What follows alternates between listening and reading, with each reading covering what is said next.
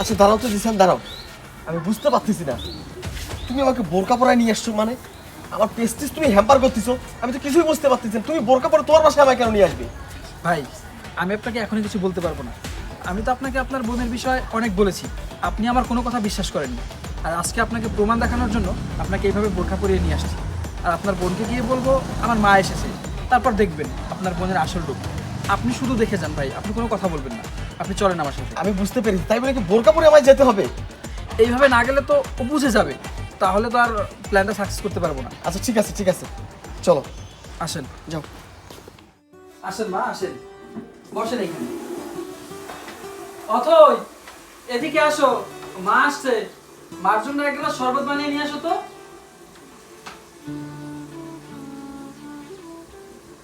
মা আসছে মানে? কি ব্যাপার? তোমাকে বলেছিলাম না আমার বাড়িতে তোমার কোনো আত্মীয়-স্বজন না আসে? কেন আসলো? আজকে কেন আসলো? মানে 2 দিন পর পর বাড়িতে আসবে আর আমি তাদেরকে সেবা করব, যত্ন করব, রান্না বান্না করে খাওয়াবো। আমি তোমার বাড়ির চাকরানি? বলো। দেখো, তুমি এরকম করতেছো কেন? মা অসুস্থ, অনেকদিন পরেই তো এসেছে, কিছুদিন থাকুক, তারপর মাকে আমি নিজে দিয়ে আসবো। কেন? তার কি আর ছেলে মেয়ে নাই? তার কি আর ছেলে মেয়ে নাই? বলো, তাদের পাশে যাইতে পারে না? শুধু কেন আমার বাড়িতে আসতে হয়? আমার বাড়িতে কেন আসতে হয়? মানে আমার বাড়িতে আসবে আর পিন্ডি পিন্ডি গিলবে আর আমাকে কথা শুনে চলে যাবে, তাই না? আমি সেটা মানবো। শোনো, আমি তোমাকে সেদিনও বলেছি আমার বাসায় যেন তোমার কোনো আত্মীয়-স্বজন না আসে। তুমি আমার কথা কেন শুনলে না? কেন শুনলে না? এমন বেশি বাড়াবাড়ি করলে আমি কিন্তু তোমাকে তালাক দিয়ে এবার থেকে বের হয়ে যাব। দেখো, তুমি কিন্তু একটু বেশি বাড়াবাড়ি করতেছো। আমার মা আমার বাসায় আসবে না তো কোথায় যাবে? আমার ভাই বোন, আমার আত্মীয় স্বজন আমার বাসায় আসবে, এটা তো স্বাভাবিক, তাই না? আর তুমি সবসময় এরকম করো, কেন করো বলো তো? কেন করবো না? কেন করবো না? আমি এই বাড়িতে একা রাজত্ব করতে চাই। আমি তোমাকে নিয়ে শুধু একাই থাকতে চাই, আমি আর কাউকে চাই না। তুমি কি সেটা বোঝো না? বোঝো না? একাই তো থাকি, মা তো মাঝে মধ্যে আসে। আত্মীয় স্বজন তারা তো তোমার জন্য ভয়ে বাসায় আসেই না, তুমি তাদেরকে নিষেধ করে দিয়েছো, তাই আমার বাসায় কেউ বেড়াতে পর্যন্ত আসে না। মা অনেকদিন পরে আসছে, ওনাকে ডক্টর দেখাতে হবে, মা অসুস্থ, তাই আমি নিয়ে আসছি, নয়তো মা আসতোও না। এই চুপ করো, আর একটা কথাও বলবা না। আমি চাই না যখন আমার বাড়িতে কেউ আসবে না, আসবে না মানে আসবে না। আমার উপর দিয়ে যদি তুমি আর একটা কথা বলো না, তোমাকেও বাড়ি থেকে বের করে দিব। এই, আপনি কেন আসেন বাড়িতে? আমার বাড়িতে কেন আসেন 2 দিন পর পর? আপনার কি খেয়ে দেয়ে কাজ নাই? আপনার কি লজ্জা নাই যে ছেলের বাড়ি, একটা ছেলের বাড়িতে 2 দিন পর পর আমাদের বাসায় আসেন? মানে কেন আসেন? বলেন কেন আসেন? আসলে আপনাকে কি বলবো, আপনি তো নিজেই ভালো না, তার সন্তান আরো কি ভালো হবে? এই, বেশি কথা বলেন না। শোনো, আমার কিন্তু রাগ উঠে যাচ্ছে। বের করে দাও তোমার মাকে, যাও বের করে দাও। দেখো, এখন কিন্তু বেশি বাড়াবাড়ি হচ্ছে। আমার মাকে আমার বাসা থেকে বের করে দিব মানে কি বলতো সেসব? আমার বাসা যদি তোমার মা আসতো, তাকে কি তুমি বের করে দিতে পারতে বলো? খবরদার আমার মায়ের সঙ্গে তোমার মায়ের তুলনা করবো না, বলে দিলাম। আর তুমি আমার কথা বুঝতেছো না? তোমার কি আমার কথা গায়ে লাগতেছে না? আমি বলছি মানে বলছি, তুমি এখনই বের করে দাও। তুমি বের করবো না তো দাঁড়াও, আমি বের করে দিচ্ছি। এই বের হন। আরে, বের হন। কি করতেছো যাই তুমি? তো, এই বের হন। যান বলছি। দাঁড়া, বের আমি হচ্ছি, আমি বের হবো, তাই না? ভাইয়া, তুমি? এই, ভাইয়া কেন আমার বাসায়? কি হলো, কথা বলছো না কেন? ভাইয়া কেন আমার বাসায়? ভাইয়া, তুমি এখানে কেন আসছো? কেন, তুই কি আমাকে দেখে অবাক হয়ে গেছিস? হ্যাঁ, কি হলো? বেয়াদব! অসভ্য! আমার বোন হয়ে তোর এই রূপ! ছি ছি ছি ছি ছি ছি। আমার তো লজ্জায় জীবন দিতে ইচ্ছা করতেছে। তুই জানিস প্রত্যেকটা সময় ও তোর নামে আমার কাছে কমপ্লেইন করতো, আমি প্রত্যেকটা সময় এই ছেলেটাকে শাসাইতাম, ওকে গালমন্দ করতাম, অপমান করতাম, ওকে বলতাম তুমি একটা বেয়াদব।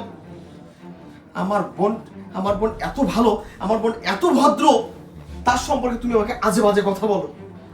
কিন্তু তোর এই ভদ্রতার আড়ালে তুই যে এত খারাপ, এত অসভ্য, এত বেয়াদব, এত ছোট মন মানসিকতা তোর, এটা আমি জানতাম না।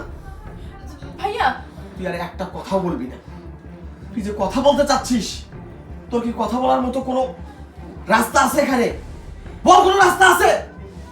হ্যাঁ, আমরা যদি তোর বাসায় আসি, তুই আদর যত্ন করে কত সম্মান করে আমাদেরকে খাওয়াস, আর ওর ফ্যামিলির লোকজন এই বাড়িতে আসলে তোর গায়ে কি আগুন লাগে? না ভাইয়া, তুমি ভুল শুনছো। আর একটা কথা বলে তোর জিভ আমি টেনে ছিঁড়ে ফেলবো।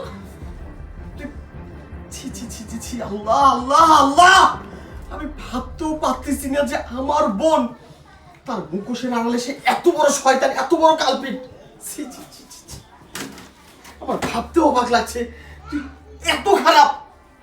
এই আজকে যদি ওর জায়গায় তোর মা আসতো, পারতি তাকে এভাবে অপমান করতে, পারতি বাড়ি থেকে দূর দূর করে তাড়াই দিতে। আমি যতবার তোর বাড়িতে আসছি এই ছেলেটা পাগল হয়ে যেত আমাদেরকে ভালো রাখার জন্য, আমাদেরকে একটু ভালো মন্দ খাওয়ানোর জন্য, আমাদেরকে আদর সম্মান কোনো কিছুর কমতি রাখে না। তাহলে ওর ফ্যামিলির সঙ্গে কেন তুই অন্যায় করিস? কেন অন্যায় করিস? ও এই ছেলেটাকে ওর বাপ মা কষ্ট করে মানুষ করেনি? ওর পরিবার, ওর আত্মীয় স্বজনকে আদর কষ্ট করে লালন পালন করেনি? বিয়ে হয়ে গেলেই স্বামীরা কি বইয়ের আঁচলের তলে থাকতে হবে? তাদের বাপ মায়ের সঙ্গে সম্পর্ক ছিন্ন করতে হবে? এটা কোন নিয়ম এটা তোদের? শুধু তোদের মতো কিছু ফালতু মেয়ের কারণে সাজানো গোছানো সংসারগুলো এলোমেলো হয়ে যায়। ছেলেদের হাড়িতে একবেলা এক মুঠো ভাত পায় না শুধু তোদের মতো মেয়ের কারণে। জিসান, ও আমার বোন হলে হবে কি? আমার বোন বলে অপরাধ করবে, আমি ওকে ছাড় দিয়ে কথা বলবো? কখনো না। আমি তোমাকে একটা কথা বলছি ভাই, এরকম বউ নিয়ে তুমি যদি সংসার করো, জীবনে তুমি সুখী হতে পারবা না। এসব তুমি আরে চুপ! একদম চুপ! এর মতো মেয়েকে নিয়ে সংসার করলে আজীবন তোমাকে পস্তাইতে হবে। তুমি তোমার বাবা মা নিয়ে কখনো একসঙ্গে থাকতে পারবা না, খেতে পারবা না। তুমি যদি মনে করো ওকে তুমি তালাক দিবা, আমি কোনো হামলা কিচ্ছু করবো না। আর শোন, ও যদি তোকে তালাক দেয়, আমার বাড়ির 30 সীমানায় তোর জায়গা হবে না। ভাইয়া, আমার বাড়ির 30 সীমানায় তুই আসবি না। ভাইয়া তুমি এসব কি বলছো? আরে চুপ! তোর ভাইয়ের গুষ্টি মারি আমি। আমার বাড়ির 30 সীমানায় তুই আসবি না। ভাইয়া আমার ভুল হয়ে গেছে ভাইয়া। ভুল হয়ে গেছে? ভুল হয়ে গেছে। ক্ষমা যদি চাইতেই হয় তোর স্বামীর কাছে ক্ষমা চা। জিসান, তুমি আজকেই তোমার বাবা মাকে তোমার বাড়িতে নিয়ে আসবা।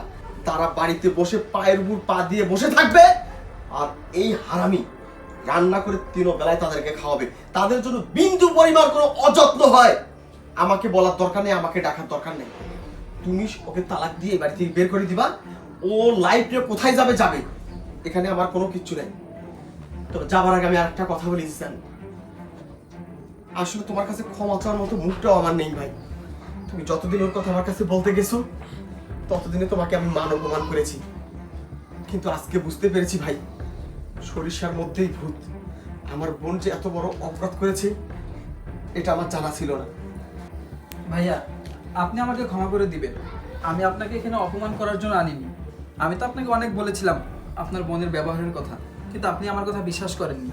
তাই আপনাকে প্রমাণ দেখানোর জন্য আজকে আমার মা বানিয়ে এখানে নিয়ে আসছি। আপনি প্লিজ আমার কথা কিছু মনে করেন না, আমাকে ক্ষমা করে দিবেন ভাই। না না, তোমার কোনো ভুল না জিসান। তুমি আমার অন্ধ চোখটাকে খুলে দিছো। তুমি যদি আজকে আমাকে এইভাবে সাজাই না নিয়ে আসতে, তাহলে আমি আমার বোনের আসল রূপটা জানতেই পারতাম না। আমাকে আর লজ্জা দিও না ভাই।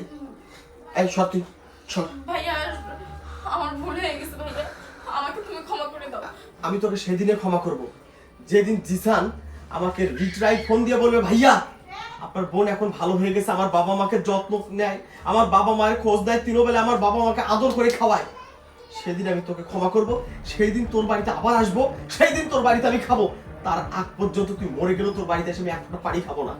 আমি বলে দিয়ে গেলাম, যদি নিজের ভালো চাস, শ্বশুর শাশুড়িকে নিজের বাবা মাকে যতটুকু ভালোবাসিস তার চেয়ে বেশি ভালোবাসা দে। এটাই তোর আসল ঠিকানা।